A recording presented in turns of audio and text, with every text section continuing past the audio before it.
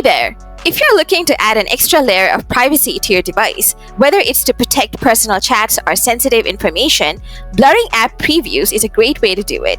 In this quick video, I'll guide you through the process on your Xiaomi phone. Let's get started. First, open the Settings app on your Xiaomi phone. Next, scroll down a bit until you find the home screen option. Then, tap on it. After that, scroll down slightly until you reach the Recent section. Now, tap on Blur App Previews. Here, you'll see a list of apps.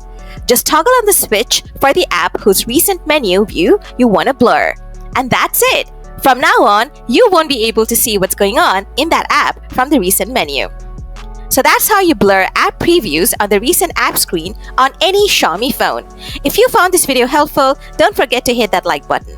For more tips and tricks related to Xiaomi phones, subscribe to the channel because there is a lot more coming your way. As always, thanks for watching and I'll see you in the next one. Bye!